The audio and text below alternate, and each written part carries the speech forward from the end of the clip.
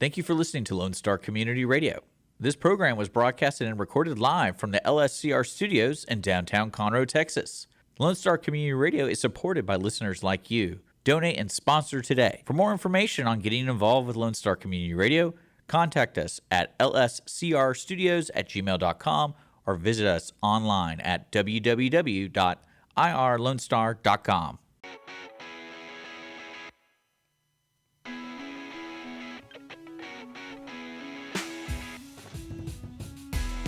All right, we are back. The only show that is vapor distilled and pH balanced for your listening pleasure.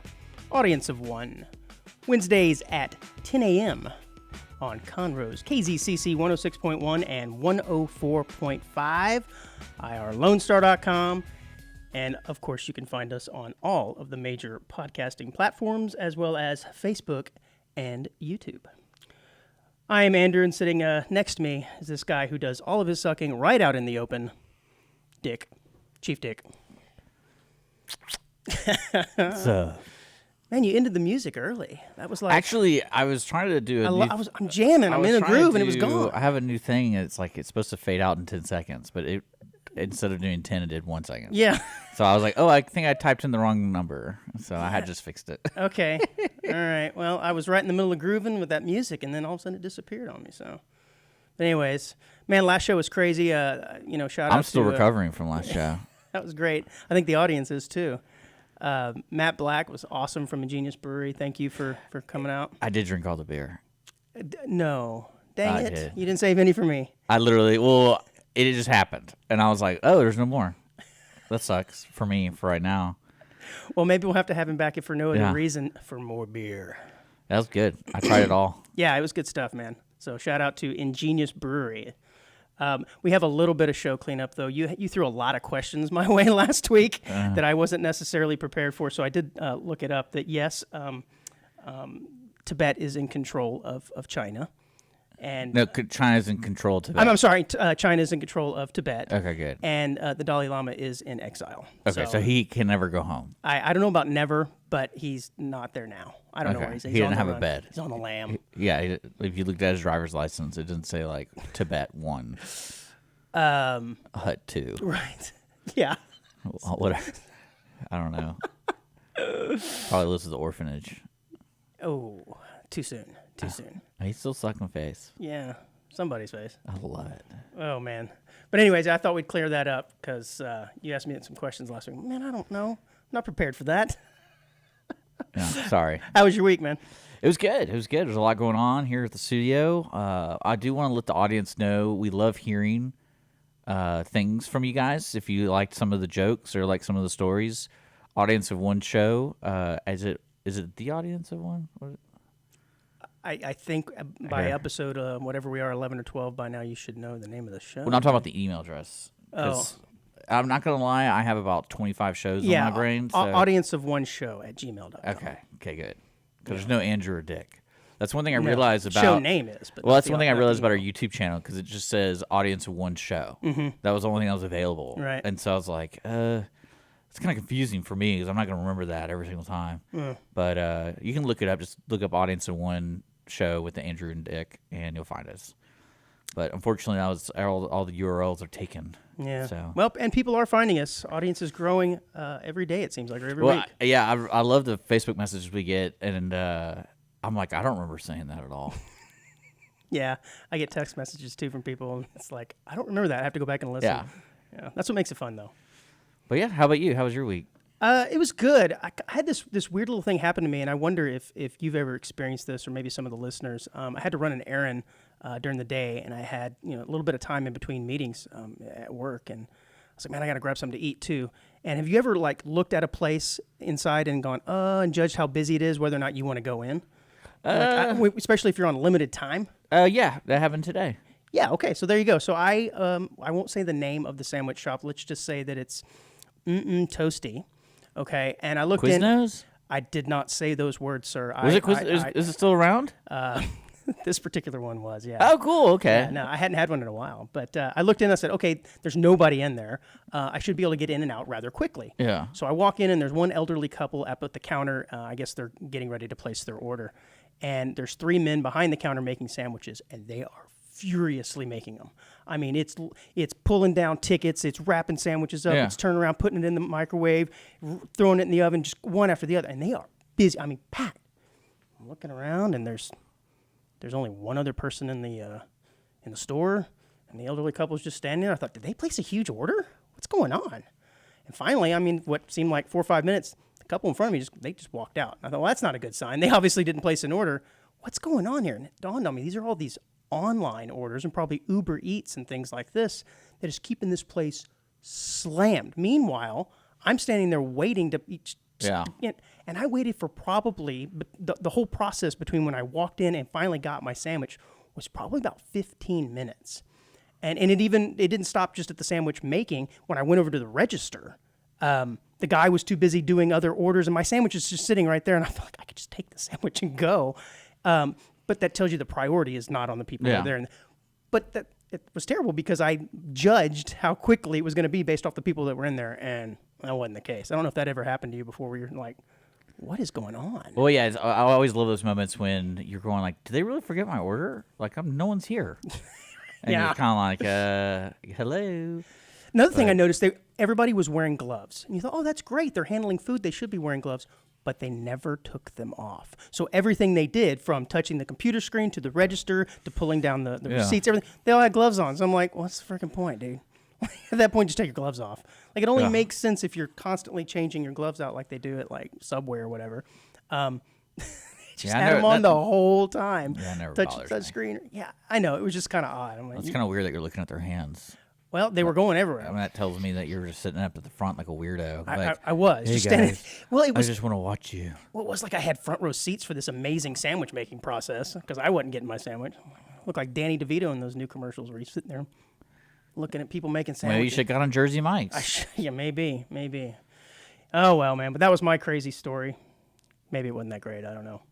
Hey, man, have you ever stolen anything? Yeah. Ooh, something that you'd like to admit? No. But you're just saying yes. Yeah. Yeah, okay. Well, I'm sure I have too. The only thing that's coming to mind is when I was in driver's ed, so I guess I was 15 years old. We had a break for a snack or something, and I went across the street to the supermarket, and this guy that I didn't really know went with me, but he was there in driver's ed with me. And this was back in the 1900s when cigarettes were out in the open. You could just go get them. They weren't behind lock and key. And he went and grabbed, of course, we're both underage, cigarettes, and he put them in the back of my hoodie. But he just dropped them in there real softly, and I couldn't feel it. So I go through the checkout aisle, and I'm doo-doo-doo, and I walk out, and then we get into the parking lot, and I could feel something. He reaches in and grabs the cigarettes. I was like, thanks, man. I'm like, wait a minute. I'm an unwilling accomplice to a crime. What the heck's going on? So I think I stole cigarettes when I was 15 unknowingly. Yeah, I mean, it's funny you say driver's ed. That was the only time I remember stealing something, and it was because it's a combination of your first one. There was a huge line because we got a break during driver's ed, and there's probably about 30-plus people. Mm-hmm. Well, the closest place was the convenience store next door. So imagine 30 people just going in, and I was like, just wanted to buy a stick of gum, and I was just sitting there in line. I'm like, this is crazy. Like, I'm going to wait my entire break. Right. For the stick of gum. I'm going to make a run for it. And then, so I just didn't even really think about it. I turned around to go put it back, and I was like, just put this in my pocket and walk out. And so I did that, and then afterwards, I was like, that wasn't really worth it, because it's just a pack of gum. Yeah, are you sure the statute of limitations has passed now? You're okay to say this on the air? Yeah, I mean, it's just a pack of gum. I went back there and paid next time. Oh, sure you did. Well, no, I didn't pay for the pack I stole. I paid every time I went there. Okay. It wasn't like I just started stealing every single time now, because I don't know what really got I got upset, because like, I'm really going to wait 15 minutes. Yeah. All I want is a pack of gum. Like, everyone else is getting all this other stuff, and I'm like, no, can I just give you my $2? And that reminds me of like Dwayne "The Rock" Johnson. Some story came out a few years ago where he actually went back to the convenience store where he used to steal Snickers and stuff when he was a kid, and gave him like $1,700 to pay for all the stuff that he stole 30 years previous. I mean, yeah. Oh man, well, the reason I asked is because this story caught my eye about theft. So in December of 2017, and this is obviously several years old, but it's just now making the news again for, I guess, the trial got, I guess it was suspended due to COVID back in 2020, and they're just now going back to trial with it. But anyways, during an ugly Christmas sweater party at the Franklin Institute in Philadelphia. That sounds so awesome. Okay. So I don't know if you've ever been to one of these ugly sweater like parties. It's basically everybody just puts on an ugly sweater for Christmas. I've heard of them. Yeah. They're kind of fun. Well, anyways, this guy was drunk, and as people will be at sweater parties like this, right? So he snuck off into a roped-off exhibit and took the thumb off a 2,000-year-old terracotta statue of a Chinese warrior. So he broke the thumb. Yeah, I guess. I mean, or he just was kind of like messing with it because he's drunk and it came off and he's like, oh my God. I don't know. It doesn't say. But it says security video captured him posing for a selfie with an arm wrapped around a sculpture known as the Cavalryman, which is insured at $4.5 million. So this is an ancient Chinese statue. He just jerked the thumb off of it, right? So anyways, he takes the thumb and he puts it in his pocket. Well, the security used surveillance camera and his credit card records and tracked him down. Wow. Yeah. And what's funny about it is when they confronted him, they came to his door and confronted him about it. He was like, "Yep," immediately confessed. "Yeah, I did it. My bad." He went right over to his desk drawer in his bedroom and pulls the thumb out. I don't know what he was. I don't know where you're keeping it. Yeah, that's what I was thinking. I don't know if it's some kink thing or whatever. He's like, "Here's the thumb." You always go there, don't you? Here you go. Well, always do the kink thing with you. Well, why she's keeping a thumb in your desk? I don't know. It seems odd. Huh. But anyways, he's faces up to 30 years in jail for this. Wow. Yeah, and up to a $20,000 fine. I don't know, man. Makes your bubblegum story seem pretty weak. Yeah. I mean, I can't imagine what those museums put up with when people were getting drunk. And I know I used to go to the Houston Museum of Natural Science, and they used to do after-hours stuff there. And I don't know if you've ever been to the museum, but there's that pendulum. They have that pendulum clock that's in the middle of like a circular room. Yes, and it does. Some drunk dude jumped over and like grabbed it, and so he wanted to change the time. And I remember up the whole space-time continuum. I remember we were sitting there, and then all these cops showed up. So you didn't see him actually do it. You just saw the ramifications. Cops, and I was like, "What's going on here?" And then they're searching for this guy. And this is like an after-hours networking thing. So this is similar type thing. It was probably a party where he had too many cocktails. Yeah, and I'm walking out, and I see it was like a crime scene in the pendulum room. And I'm like, I asked the officer, I was like, "What's going on here? Is everything okay?" And he's like, "Oh, someone messed with the pendulum. We're trying to fix it." And I tell you, and no one's there. Like they're like the museum people aren't there. So they're like, "We don't know what to do with this because we don't want to." Like, and now time is standing still. Well, not even that. It's just like it's just funny because these museums probably never thought of people being stupid. Yeah. And then it's like, there's not a representative here, so we just have to make sure no one messes with it until the event's over. And then but I'm talking, they had like the caution tape and stuff around it. I was like, what happened in here? That is a pretty cool gig. I would have ridden on that thing like Miley Cyrus on a wrecking ball and came in there like, woo, what is up? I mean, someone did. But I mean, if no one was there to see it, man, he wasted a golden opportunity wasted. There isn't much of a barrier there between. No, there's not. Well, I mean, the officer just said, some guy jumped over, and it's just a rail, and he just reached out while it was swinging and just grabbed it. They have it just out of reach. I've noticed. You lean over, you can't quite. You've got to really. You got to get over it. Yeah. I hadn't heard about that. How long ago was that? Oh, about 15 years ago, I guess. Oh wow. Okay, that's a long time. Well, have you ever been told to drink more water, or like water's good for you? Water's good for you. Drink more water. That's what I'm drinking right here. Oh, how perfect of a prop that you brought just for this. Well, a recent study, I love this though, from U.S.-based waterfilterguru.com. I got to go visit that website. Anyways, found that reusable bottles can harbor 40,000 times more bacteria than the average toilet seat. Yeah, I'm licking toilet right now. Yeah, it's basically a portable Petri dish. Yeah. I do think it's interesting how recently, I don't know, in the last 5 years or so, kids have started carrying water bottles to school. And it really ramped up after COVID, I guess because nobody could use the water fountains. But, man, you would think we're the most hydrated society in the world? These kids bring these hydro flasks. I'm like, you mean water bottle? That's the stupidest thing. But anyways, they bring these high-end water bottles. You just see our kitchen cabinet just covered in water bottles because they bring them everywhere. And I remember, again, back in the 1900s when I was in school, I don't remember any of us ever bringing water, ever. No. The only time we really did is when you knew you had sports. Yeah, but I had sports 2 days, whatever. I didn't bring a jug. I just drank out of the water fountain. And my coach used to not let us drink out of the water fountain until like specific times. I mean, he wouldn't just let us freely wander over there. I mean, now you can probably go to prison for something like that. But yeah, I'm drinking toilet. Yeah, but it said that researchers swabbed parts of different parts of the water bottle 3 times each, including the spout lid, the straw lid, and the squeeze top lid, and found 2 types of bacteria present: gram-negative rods and bacillus. Okay, gram-negative bacteria can cause infections that are increasingly resistant to antibiotics, which can obviously be problematic because antibiotics aren't going to cure you. But if you compare the cleanliness of these bottles to household objects, it's also pretty scary. They contain twice as many germs as the kitchen sink. They can harbor 4 times the amount of bacteria as a computer mouse and 14 times more than a pet's drinking bowl. Blech. But here's the thing. So most people are like, I can't believe that. I don't believe that. Well, the bacteria that's on that is already bacteria that's in your body. Mm-hmm. So it's not like you're introducing things that your body's not used to.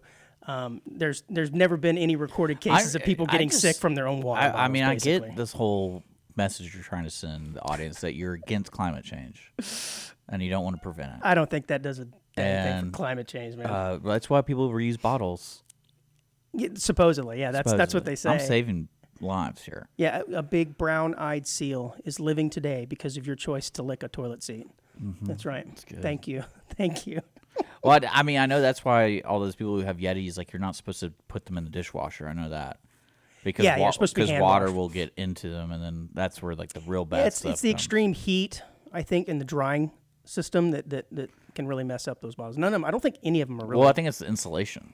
Like the water gets into like the middle part, and then it just stays there. Ew, gross. So. And then it's just festating. Is that what this? You and these kinks, man. It's creepy. No, what do you mean that's a kink? Well, experts recommend washing them at least once a day with hot soapy water and sanitizing it at least once a week. In the back. Oh, I'm sure. Once a day, I bet. Well, yeah. Oh, man. Well, what are some things that you would rather put your... Let's play a game. What would Dick rather put his mouth on? I think that comparison's unfair, though. You can't be like, it's like a toilet seat. And it's like... Well, like I said, they're comparing You can say that about anything. Right, you can be like, oh, this handle. The doorknob to the studio. Would you rather put your mouth on your water bottle or the doorknob to the studio? You could say that like flip-flops. People who wear flip-flops are getting more exposed because they're not wearing closed-toed shoes. So now I'm basically just stepping on feces. It's the number of bacteria. There's actually more. But again, the story is misleading because it's not actually as deadly, right? As if you were to go lick a toilet seat, you're probably going to get sick. I mean, wouldn't you say that about all the plates and things you use at your house? It's like... Well, they're washed, hopefully. Well, but so is your water bottle. Well, but... The water bottle you're constantly putting into your mouth, putting up to your mouth, putting up to your mouth. The plates you're not. I mean, they're just holding the food. Or forks. I mean, if you were... How about forks? Yeah, okay. So if you reused the fork throughout the day and didn't wash it, I think the same concept would be there. But no one's doing that, at least. I am. So you wash your water bottle, but you reuse the same fork all day. Yeah. So now you're saving water too, right? I care about this planet. Oh, thank you. Oh, man. So, staying on this theme of... Oh, what, did you have something you're saying? I'm just thinking, like, what's the point of that article? Like, what are they trying to... Yeah, I know. Just trying to get clicks, and I baited right into it, apparently. Yeah. Well, I mean, when you say your water bottle's more dirty than a toilet seat, you kind of go, what? Once you read into it, you realize, it's already just normal bacteria. Basically, human beings are just nasty, filthy people is what that is. Yeah. I like it. Okay. Did you hear about this... Staying on this concept of water, did you hear about this brain-eating amoeba? That can occur. I know that happens like in Galveston, like once every year or something like that. Ooh, why? What happened? Or they get, it might not be the brain amoeba, but it's like a skin disease, but it's from the water. And then there might be one that's a brain one, like once every couple years. You hear the story like they contracted because they went swimming in Galveston. Niagara fowleri or something. I can't pronounce what that is. But yeah, so a man in Southwest Florida died after becoming infected with a rare brain-eating amoeba, which state health officials say was possibly as a result of rinsing his sinuses with tap water. Well, I believe that. So he's one of these neti pots. You ever seen the neti pot? You ever done it? Yeah. Oh, have you? That's quick. Oh, man, like that stuff freaks me out because it looks like some crazy clockwork orange thing being hooked up to your face. They make different ones. I mean, if you have the original, which just uses gravity. Oh, the ones I've seen, it like shoots water up one nostril, down the other. I mean, there's motorized ones, and then there's like the newer ones you buy at the store. Just looks like a Sprite, like a workout bottle. You just squeeze it and just shove all that water up in your nose. Well, same concept. It's going straight up one. But the original neti pot was like literally looks like a teapot, and then so you have to like tilt it with it, and it just uses gravity to force it through. And when you're done, does it like feel amazing? I mean, did you notice a result? Oh, that's my favorite part when you. Well, yeah, I would hope so. All Otherwise, that stuff what's that the comes point? out, it's like, oh wow, it's part of my brain. Well, I mean, when you're stuffed up, Yeah, it's like I really gotta get this out. So it really helps, but you also boil the water and put the saline solution. Right. So you're supposed to use distilled water or boil water, and I think you're actually supposed to boil it for a certain length of time, or it's not even. Yeah. Because the water, tap water has certain bacteria in it that is not safe to get into your system, which most people freak out and be like, "What? I drink that. I cook with it." Well, you could take that same water and ingest it and be just fine, right? Because the saliva in your mouth and the acids in your stomach neutralize or kill all that stuff. But when you inject it up into your nose, none of those things exist. And that's when it gets in there and just has a feast on your brain. And the death rate on that is just insane. You mean it's using neti pots? No. The brain-eating amoeba, if you catch this thing, it's like 98% Yeah, death. I don't doubt that. Oh, it's so terrible. Well, what's crazy is listening to this poor man. He's probably done it so many times without boiling it. Or Maybe. Yeah, maybe. It doesn't say here. But yeah, it makes me wonder if he's like, this is just what he did and just played the odds and it was fine. I don't know. But PSA out there, kids, if you're doing your neti pot, use distilled water. That brain-eating amoeba thing scares me. That happened to a kid, I think, in Fort Worth a couple years ago, was playing in the fountains. In like downtown Fort Worth. Or maybe it wasn't Fort Worth, but it was up there in DFW area. He was playing in the fountains and got some water and oh, man, that's... Now he doesn't have a face because he's dead and rotting. Yeah, dead and rotting. Well, if you are dead and rotting, there's some good news. Apparently there are some doctors in Germany that are attempting to reverse death and resurrect humans. Love this. All right. So if your neti pot goes wrong, there's a company called Tomorrow Biostasis that is focusing on human cryopreservation in hopes that it can eventually reverse death. So you're saying you get frozen, and then when they figure out a way to revive you, they revive you. Yeah. So it's pretty interesting. It's a startup based in Germany. It said there's actually hundreds of them over there now. They've already got 10 cases with some bodies preserved in a lab. Okay, so I guess what happens is most of these people, they're in their mid-30s, sign up for this, they said. And when you die, they preserve your body hoping that technology will increase to the point where they can revive you. So I guess they just have these huge vats of dead people back there just waiting. But it does kind of remind me of that movie Idiocracy. Did you ever see Idiocracy? Yeah. How did he get frozen again? So he volunteers, sort of volunteers, because he's got absolutely nothing going on, to participate in some study in the military. Okay, and he gets inside the thing. Yeah, and they were supposed to freeze him for, a number of years. It wasn't a whole long time. Maybe it was like 1 year or 2 years.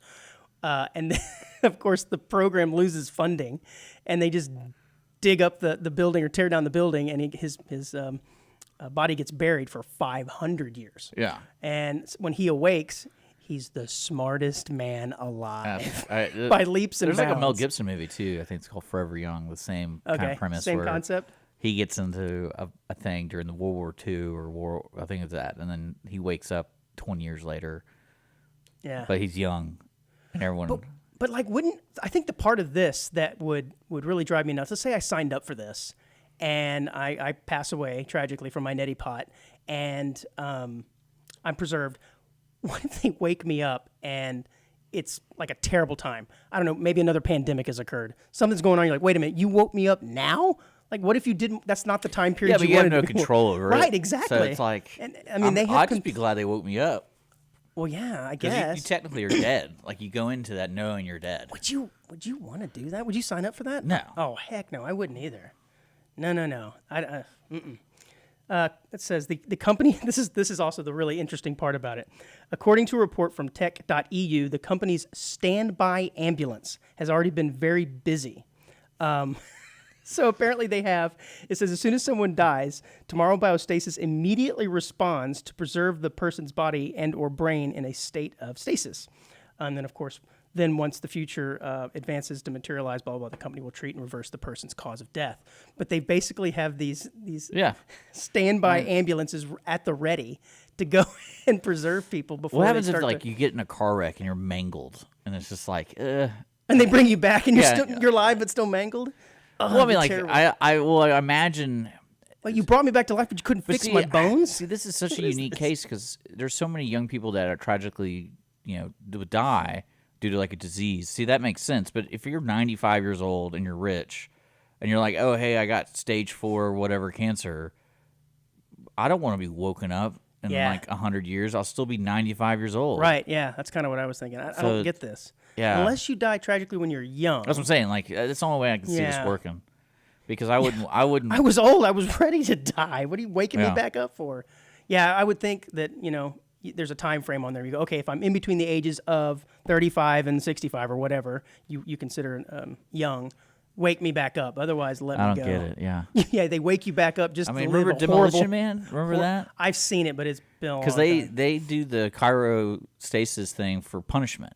Oh. So instead of serving jail time, they freeze you for X amount. I don't know why that would be. That sounds like that's punishment? I guess it could be. Well, they didn't. That society didn't want to murder people. Oh, so instead of we'll freeze you so you can think about what you've done. For 1,000 years or whatever. I mean, that's a real thing, and I'm like, that's. You know what I found out today? I heard this other story. I didn't put on the run sheet, but did you know on cruise ships that they actually have a mobile morgue on every cruise ship in case someone croaks? You're saying it's like, oh yeah, of course. Mm-hmm. I've got one in the back of the studio in case one of my guests has an untimely demise. Yeah, they have to, because if you're out there at sea and somebody croaks, which I guess happens, they gotta have a place to store them and take the body back. Yeah, like right next to the. That happened to my wife's sister, like probably about 3 months ago. Some guy had a heart attack on a beach. Oh, I thought you were saying her sister. Okay. So yeah, one of the guys had a heart attack on the beach, and so they had to bring his body back. So. But if he was on land. Yeah, but they were visiting like Cozumel or something, but they have to bring the body back. Oh, well, yeah, okay. But in that case, that just seems to me like they're just preparing the body and bringing back in a body bag. But this is, I guess they don't want to interrupt the entire cruise. Like if it's a 7-day cruise and it happens on day 2, they're not going to bring the ship back. They're just going to throw the guy in the freezer and let him float around for the next 5 days. Pretty much. I don't want to interrupt my Disney cruise by some guy dying.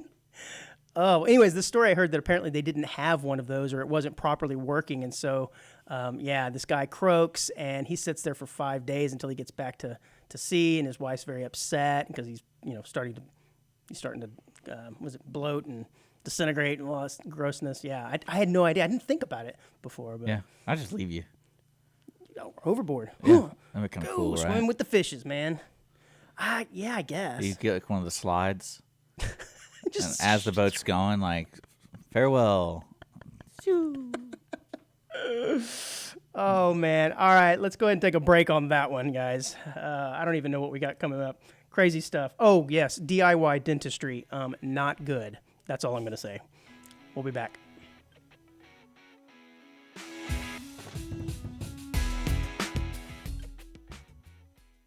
Audience of One, Wednesdays at 10 a.m. right here on Conroe's 106.1 and 104.5.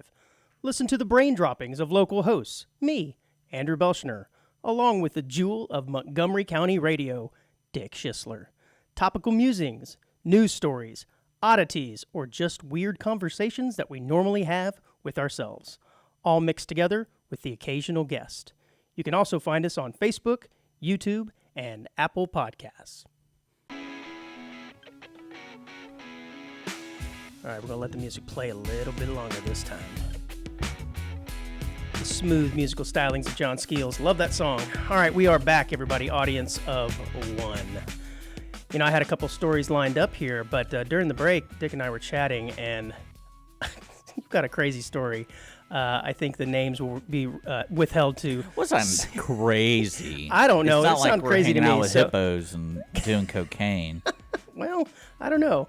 They might be making cocaine to this place. Tell the story. So this is crazy, man. A good friend of mine had a medical issue, and he finally went to the doctor, and the doctor prescribed him I think it's called compound pharmacy medication. Right, which I had never heard of. I'm like, what are you talking about? What is compound pharmacy? It's literally they make the drugs by hand there, like mash up, they measure. Right, which to me immediately I go, this can't be legal. Well, and anyway, I was with him, and he's like, hey, I have to go to this pharmacy, this specific pharmacy. Like, it's a specific one. Yeah. And I was like, oh, man, it's going to be a forever drive. And no, he's like, no, it's just literally down the street from me. And I go, but where, though? It's in this guy's garage next door. Because when you hear about compound pharmacies, you think like, like, oh, this is like one magical dude in the because they used to have it back in the day. Like the old towns would have one pharmacy guy that could make everything. So if you needed 10 Advil, he made 10 Advil using the well-known recipe. Yes, ginger root. Yeah, and it's very similar to that. And he's like, oh no, it's right here. And I go, Eye of Newt. And I was like, isn't that like a gun range? Like I was like, I don't think I've ever seen like a building there. And he's like, no, there's a gate. It's a gated building. Yeah. And I was like, what do you mean? So guns, tires, and pharmacy. Well, no, we pull up and like you see the turn for the gun range, and even if you see the sign, it looks like a gun range because it says Richie's, and then it says like Conroe shooters and whatever. But it's a really nice sign, and I thought it was just that's what the gun range was called. It was Richie's. Yeah. But no, Richie's is a pharmacy. So you go up to this gate, and it opens, and I was like, we get there, and there's probably 30, 40 cars.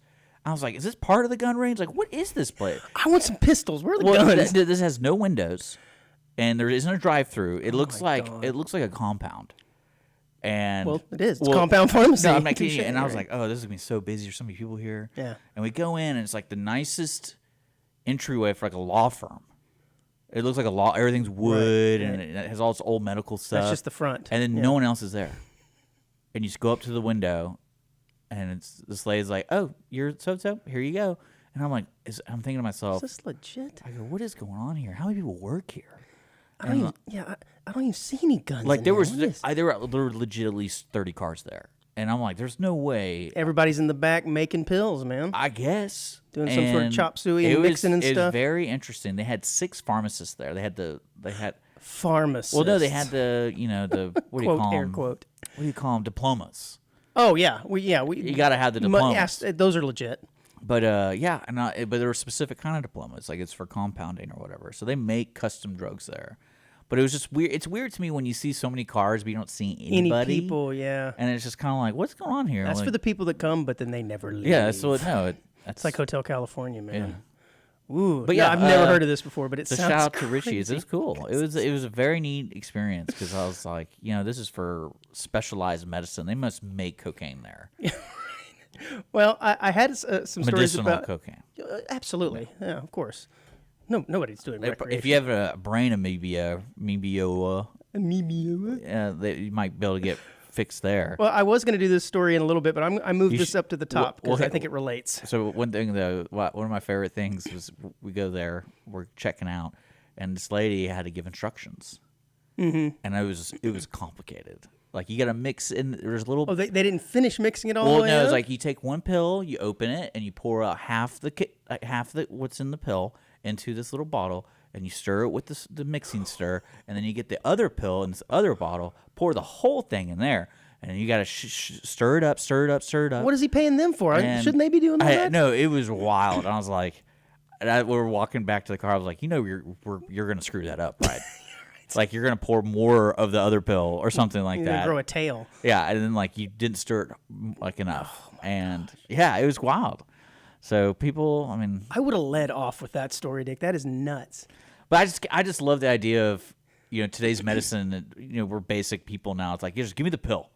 It would have been funny, like, But if now, that place got raided while you were there. I mean, all the officers coming through with the rifles and everything, and I can just see you on camera doing this. It's like local radio host Dick Schisler involved in a compound drug raid. But yeah, it was. But can you imagine like how nervous people are when they have to do those kind of things? It's like, yeah, you could probably lose a limb if you don't do this correctly. If you don't apply this, it's like, well, here's a 10-step list that you have to follow. Yeah. And you're like, can you show me how to do it? No. Here's your box. The instructions are in there. Some ointment. Yeah. Don't apply too much. Don't apply not enough. Yeah. Okay, I did have this story down in the run sheet a little bit, but I brought it up to the top because after hearing this, I think it sort of goes along. A man is facing charges after police say he is illegally practicing dental work in a Denbury hotel room. Okay, and this is Danbury, Connecticut. So the reason I laugh at this is because, I mean, honestly, who's the person who's going to be going into a hotel room to get dentist work done, right? So part of the problem is on the people who are actually going there. But Danbury police officers said they responded to the La Quinta Hotel for reports of dental work. The officers found a man who said he was conducting dental referrals. When officers entered the occupant's room, they found an impromptu operating setup with dental drills, suction machines, and portable x-ray machine. So when I first started this story, I thought it was just going to be like a set of doors with some string, so he could just like slam the door real quick and yank teeth out. Yeah. But it sounds to me like he probably was at one time a legitimate practicing dentist who's lost his license. And probably has said, hey, I got this little bit of clientele, in his book of clients. Hey, if you want to get some dental work done for cash or whatever, I'll do it a lot cheaper. That's what I'm guessing, but I don't know. And you hear these stories all the time, It makes too. you think of those mob stories where it's like, oh, he got shot, but, Bruno got shot. We'll take him to the dock, and it's like a vet. Like, what I'm talking about? It's like, and all these dogs are barking, and he's like sewing them up. Thanks, Doc. Here's your cash. But you hear about these things too, like for ladies who want to go get like liposuction or some of these breast augmentations, but they're very expensive, so they go and do it in some like hotel room like this, and something goes obviously horribly wrong, and they die during the procedure. That's kind of what this sounds like. But yeah, he was this guy's name is Hugo De Lima, and he was arrested and charged with practicing dentistry without a license and illegal sale of prescription drugs, because apparently he was also giving out bottles of amoxicillin and other medications as well. So this guy is in trouble.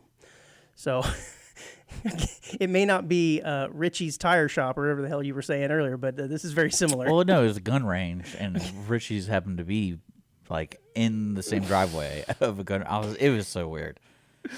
Oh man. Okay, staying on this topic of dentists, this story is absolutely nuts. There's many people have decided to forego the dentist and instead turn to TikTok. It sounds like TikTok is on every one of our episodes, by the way, because that's where all the crazy stuff is. Have turned to TikTok for oral care advice, which many dentists are warning may be very dangerous. So the hashtag DIY Dentist has garnered over 3 million views on TikTok, and it's filled with videos sharing dentistry hacks for getting perfectly pearly white teeth without the trip to the dentist or all of those expenses that are associated with it. Well, of course, what could go wrong here with this, right? So what's happening is people are using all kinds of over-the-counter and homemade things to whiten their teeth, and like some, what did it say? There was... what was it? It's like some clay. There's like some clay that they're using, I guess, to scrub on their teeth, hydrogen peroxide, blah, blah, blah. Well, of course, what this does is it's destroying the enamel on your teeth. It wears off that outside layer, so the one underneath it is nice and shiny and bright. But if you take off too much, well, you've done permanent damage to your teeth. And that's exactly what's happening. A lot of these people are destroying their teeth, or they're shaving their teeth down, apparently, to get them to a desired shape. And, of course, they're shaving too much, and... That's gross. Yeah. So I don't know if you have ever taken any homemade remedies for dentistry or tried to remove your own tooth or something. Yeah? You're saying you're kind of shaking, you're like, yeah. I mean, I've removed my own tooth before. So when you were a little kid and when you had a loose tooth, did you ever just do the doorknob thing like I was talking about? You did? I could never do that. Yeah. No, I'd let those sucker... I was one of those kind that just let it dangle.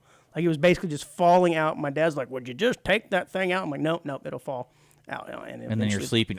Exactly. You choke on it. I'm surprised that never happened. It's funny because we talked about TikTok before and how these fads get really caught on. And it's... I've always made that comment, like, everything on the internet's fake. And then if you read these examples that you sent over, people were filling in gaps of their teeth. And the doctor's like, you can't do that because if you fill in, you can't floss anymore when you fill in the gap. And if you can't floss, you can't clean the certain crevices. Yeah, because they're probably not getting it in airtight or whatever. Yeah. And so there's still bacteria that gets in And there, then but it's small. The interesting get one floss in there, is though. the last one. If you read it, it was a night guard. Yeah, they're making their own night guards. And I'm thinking like, because I know those are very expensive. Mm-hmm. They can get for people who, grind their teeth. And then it's like, how do you make your own? Wouldn't you just buy a mouth guard for like football? Yeah, I mean, I guess so. Well, I'm just curious. It's probably a different material. Because I don't have a night guard, so I was just. I do. You do? Yeah, I have one. So you got like a dental one, though, like an official. No, I went over to Sam's. It's a place called Sam's, and they sell guns on one side. They sell some pharmacy on the other, and in the middle is some night guard distribution. No, I had a dentist actually. Yeah, well, because it made this for me. Because if practical things always come to my mind, I'm like, yeah, just go get a football helmet. Yeah, mouth guard. Yeah, and that's like rubber though. This is like a hard plastic that's molded really well to your teeth. So how do you breathe? Through your nose? Like No, it just sits right on top of your teeth. It's not massive. It's really, really small, and it's just so you don't grind your teeth together. Interesting. Yeah, but this apparently they're doing all kinds of things. It's not just whitening. It's not just it's like sanding your teeth to shaping them. It says that they've even doing makeshift braces with rubber bands to close the gaps and using a spoon to take the braces off. And of course, these rubber bands have led to people's teeth misshapen and misaligned and everything. Oh my God! Again, TikTok's great. It's great. It's awesome. I For can't imagine. DIY I can't imagine dentistry. being a kid. Like all the stuff you believe, you fall for. Oh yeah, I know it's sad. Yeah, it really is. I'm glad. It's misinformation, man. Yeah. It's a killer. Well, I don't even know that this is necessarily misinformation. This is just clearly it is. People giving. They're buying online teeth cement to close their gaps. I didn't know teeth cement actually was a thing, but apparently it is. Well, I mean do you remember that moment when Amazon became like really strangely blurring the lines when you're buying items? I guess I don't know exactly what you're referring to. Because I remember, right when Amazon was started, like you search for like, say you want toothpaste, right? Mm-hmm. So you search for toothpaste, and usually it's like from Amazon. Mm-hmm. But then they combined, because I know there's like a reseller department. Oh yeah. Mm-hmm. But then they combined it. Mm-hmm. So there used to be like, because I remember when I sold books from school, and they had a whole separate website where you could sell each other stuff, and it was very like pinpoint, like you're buying this from some kid. Very obvious. Right. But like now, if you go buy toothpaste, yeah, you don't know where you're getting it from. Well, I mean, they tell you in this little tiny thing, and it's like, oh, this is from Taiwan, and you don't really know. Oh, man. And then you think you're getting it from Walmart. Yeah. And Amazon just resourced it or whatever. But no. Ooh. So that's I don't buy a lot of stuff from Amazon that I think I would probably ingest. It's usually just. Well, I always got my hygiene products from them because I get like 10 bottles. You're very hygienic. Well, it's just because I always find myself where I'm like, oh, I need to order more, but then I'd run out and I'm like, now I don't have any. Right. So if I buy 10 tubes of toothpaste, I'm pretty much set for a while. Same thing with my shampoo and everything. Why get one stick of deodorant when you can get 10? Well, yeah, that you would be surprised how lucky how it helped me out in the long run. Because when you run out of deodorant, it's not fun. No, it's not. So I've had that panic moment when you're like, oh my gosh, and you're scraping the plastic on your underarm. Like, oh great, great, and I'm going on a trip for 3 days. What am I gonna do? Yeah. No, that's the worst. So that's why. But again, I don't know when Amazon changed its ways, where it's like all of a sudden, when you're trying to buy a T-shirt or something, it's like, oh yeah, this isn't a Polo Ralph Lauren purchase. It's this is a knockoff. You don't really know. I'll have to keep an eye out for that next time I'm purchasing on Amazon. Yeah. A few weeks ago you asked me, what's the next trend on TikTok going to be? I think we were talking about the Kia Boys or something like that. Yeah, they're stealing cars. Yeah, and I said something like it was going to be like a Jeep rolling or something. Is it the Jeep rolling? No. I think that might actually be. Well, no, I don't know if that's better or not. But I saw this new trend that, in addition to DIY dentistry, that people are putting lip balm on their eyelids to get high. What's lip balm? Think like Burt's Like Bees. Carmex? Think like Carmex. Think Okay. yeah, that kind of So stuff. that's a lip balm. Yeah. How does it get you high? Yeah, so there's a dangerous TikTok trend happening that could potentially be harmful, and experts are strongly advising against it.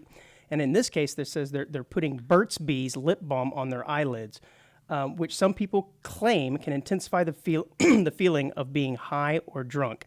I do like the name of it, though. It's called Beezin'.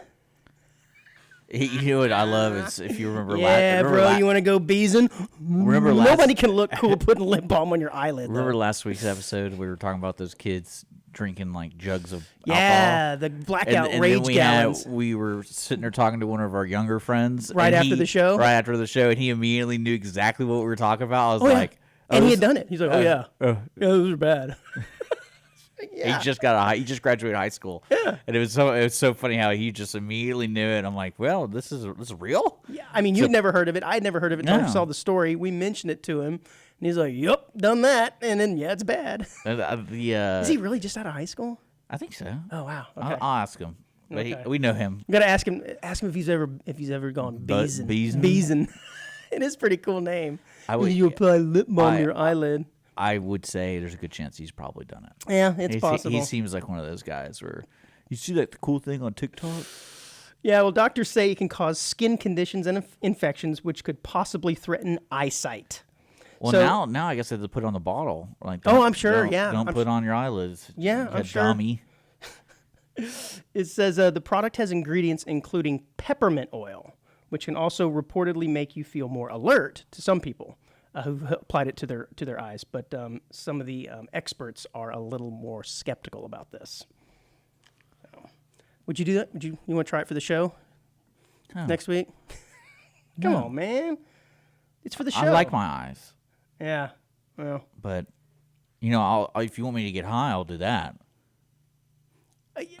this is kind of high. It's No, because okay, I'm kidding. Well, explain this. So, are they putting it on to get high, or is it amplify if you are high? Well, it sounds like there's mixed results with it. I think it's probably you probably can't see. So there you go. That's mimicking some effect of drugs, right? It's kind of got the smell. I don't know. Let me make sure because they're doing it like this, like they're putting it like Yeah, on their eyelid. eyeball, Yeah, not like on the actual eyeball, but on the eyelid, not under the eyelid. No, it's like- the picture I saw. like they're topical yeah, like on top. Yeah. Huh? Yeah. This is funny. It says one kid said, "All my homies be breezing in the club. Kids are seen in clips passing the lip balm around to each other, and That's got person be to a joke. person." That's got to be a joke. I don't know, man. One kid said, "I try to do it to stay awake," and the other one was like, "This is my gateway drug." It's got to be a joke. I don't know, man. It's crazy. It says it isn't new though. It's been around since like 2014. But of course, TikTok probably. I don't know if TikTok was around back then. But now when you have these social sites, things Well, have a it's second like- life. it's like the the Tide 15 Pod. minutes of fame. Yeah, it's kind of like Tide Pods. But come on, man. Like some like of the it. stuff is just so patently obvious that you shouldn't be doing it. Yeah. Well, wait till they have some really disgusting thing with like how to clip your fingernails or something like that, and it's just tearing up people's fingers. Yeah, and he said toes. it's the same concept as smoking banana peels for kids who didn't have access to drugs, and they pretend that it's hardcore. I'm thinking, kids smoke banana peels? I know they used to smell poop.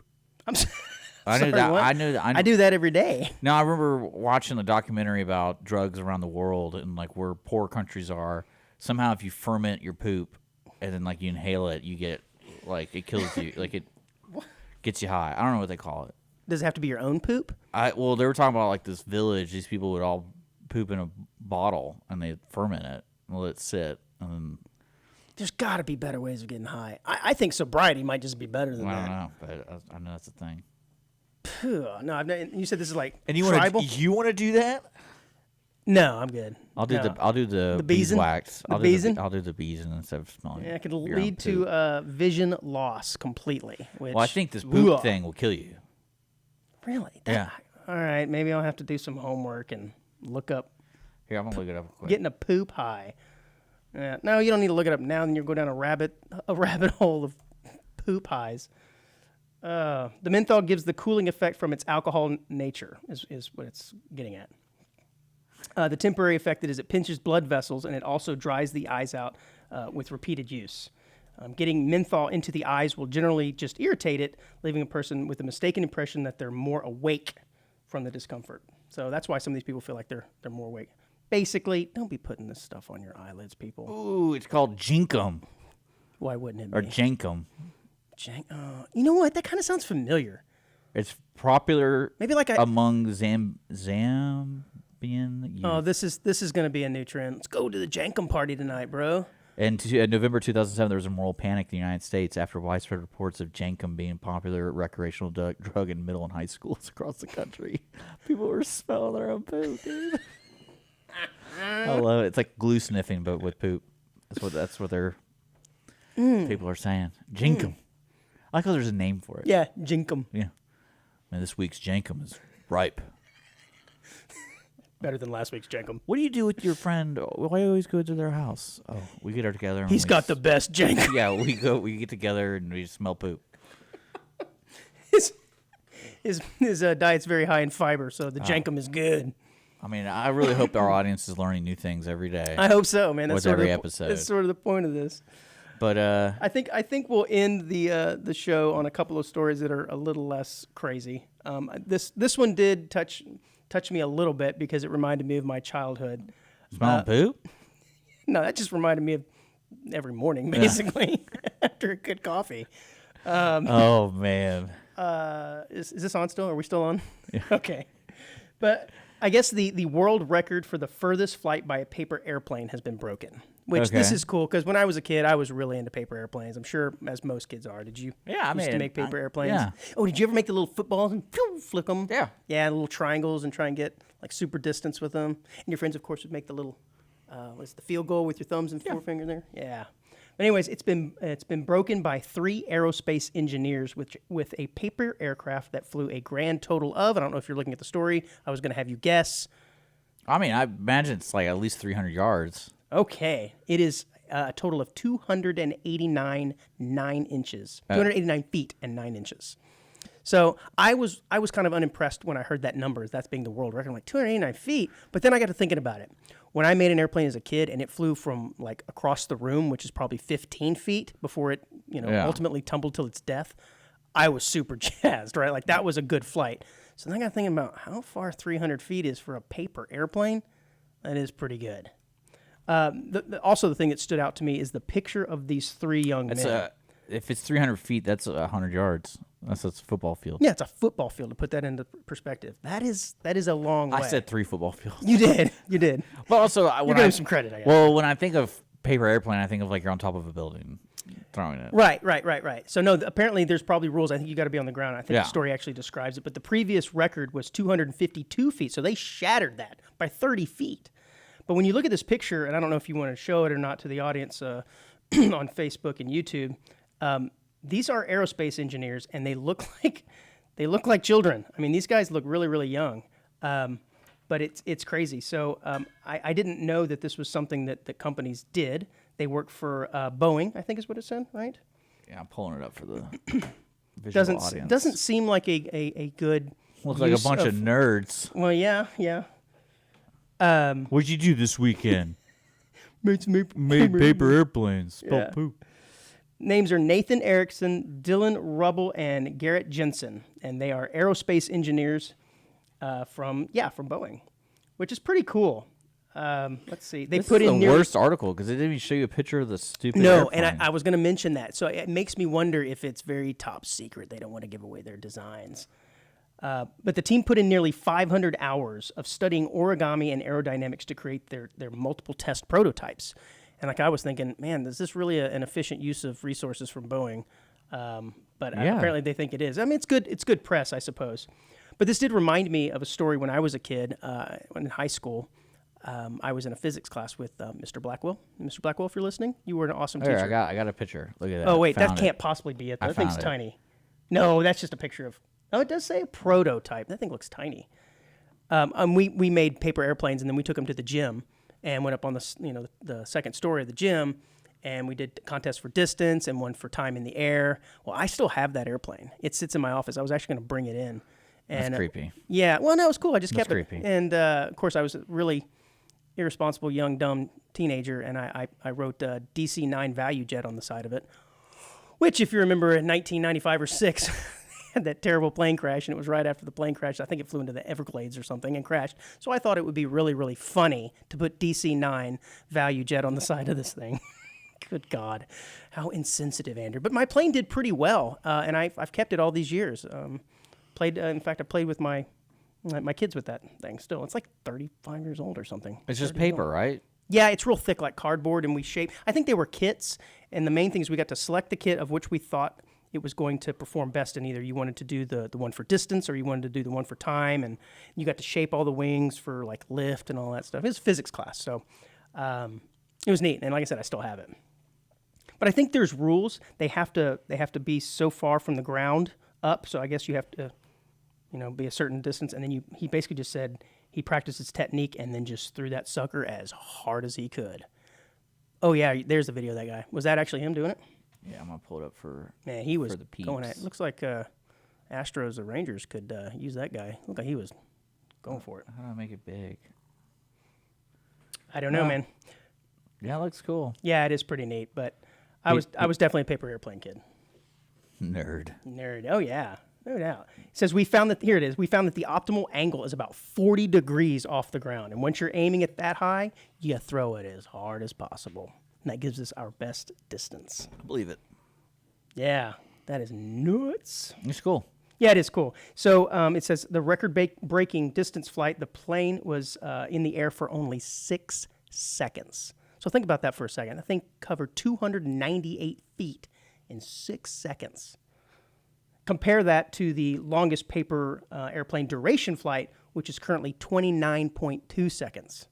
So they've got a paper airplane that would sit around in the air and circle probably like it's waiting to refuel or something for 29.2 seconds. But this sucker was only in the air 6. It's pretty impressive. What? You're looking at me like... Yeah, I can already tell you your dreams are shattered because they broke your record or something. It's like, I gotta get. Oh, yeah, my record. No, was I gotta shattered. get back out there. Yeah, I gotta get back out to making my my airplanes, man. Now, so this last story, I don't know if this is funny or sad. A woman has sued a California county and its district fair after her daughter's pet goat was sold for $902. Sold for $902, slaughtered, and then barbecued. And I'm thinking, all right, well, that isn't that kind of what you sign up for when you're doing like FFA or 4-H or something like that. But apparently they wanted to withdraw this at the last minute because the daughter had second thoughts. She's like, I don't want to sell Fluffy. And I guess at that point the wheels were already in motion. Somebody already had barbacoa on the mind. And that's amazing. Yeah, it's sad. Kind of funny. It is kind of funny. Just I think what was the funniest is the title: California Girl 9 sues State Fair after her pet goat was sold and barbecued. Yeah, I mean, I think it's really strange that they're assigned to sue them. Yeah, I don't know if they've won. What's going on with parents these days? Yeah, I think there's a valuable lesson in here for the girl to learn, and instead they're teaching her something, the opposite of, oh, you don't like this, honey? Then we're going to make sure that we sue them because we don't like the decision that we I mean, got unless they literally went out of their way to make this girl cry because they're evil people. Yeah, unless they had it right there on the spit, like circling right in front of her. Yeah, sorry, girl. Here's a hard lesson. Yeah, Fluffy tastes good. Yeah. Yeah, I don't know. I don't get it. I mean, it was barbecued. Well, especially barbecued right there. Well, especially at those auctions. They sell them in there and they ship them off. Right? Yeah, and I know a lot of times, especially here in Montgomery County, they buy them and then they give them back to the kid. Oh wow! So basically, it's just straight up a donation. Here, kid, have your. Yeah, because they raised the kid. They raised the goat, or they raised the. But I mean, most people who buy the cattle are like, yeah, we're gonna eat the cattle. Yeah, we're gonna eat that. Yeah. Yeah, because especially the money and you spend, most people are like, yeah, we're going to eat that because they're spending thousands and thousands of dollars on those things. But it says, not long before the auction started, the Long family changed their minds and wanted to take Cedar, that's the name of the goat, Cedar, off the ticket. The fair denied the request, so I guess it was before the sale, denied the request and sold it. So the mom brazenly stole the goat back. But then again, they came back and took it back from her and gave it back to the buyer. But that's, again, not teaching Well, can you imagine a buyer going like, what's going on? Yeah, and then it's like, well, hey, just give me my money back. I'm good. Because they bought that goat, and that money went to the little girl. Yeah, I'm sure it did. So it's... Yeah. Like, there's more to this story. There might be. Because why would you steal the goat? Well, she was trying to get it back. I know, but why? That's what I'm saying. Why they kind of skipped over? Oh, hey, here's your money back. We want the goat back. Yeah, I mean, I guess they could have just purchased it back, right? That's what I'm saying. Yeah, I don't know. I don't get it. There's something more to this. This is like a Family Feud thing. Maybe. Like the jealous uncle purchased the goat because he hated his niece. And Well, this just says the mother, after seeing the daughter sighed by the goat's pen, oh, so sad, decided to steal the animal back at the last minute and deal with the consequences later. Well, I mean, go. Good for you, Mom, I guess. I guess. Yeah, they use that money buy another goat and then decide not to put it in the next fair. That's the life lesson that you're going to learn. This goat doesn't look like Cedar. Yeah. You can even name it Cedar. It can look a little different. Kids are so stupid. They really are. I haven't met a smart one yet. Yeah, I'll be like, we ate the goat. Toughen up, kid. Yeah, it was good, too. It's tasty. All right, man. I think that's all we got for this week. This was a fun show. Awesome, dude. Yeah. No beer this time. Wasn't quite as exciting, but maybe we'll have Matthew on next time and have him on camera the entire show. Oh, sorry about that. Yeah, I apologize to him. He said he was totally fine with it, but it is what it is. Funny. Well, we're here every Wednesday at 10 a.m. with Audience of One with Andrew and Dick. You can look us up online at irlonestar.com/AOO for all of our subscriptions. We're podcasting, YouTube, Wednesdays at 10. We are everywhere. There you go. I'll see you guys later. Next week.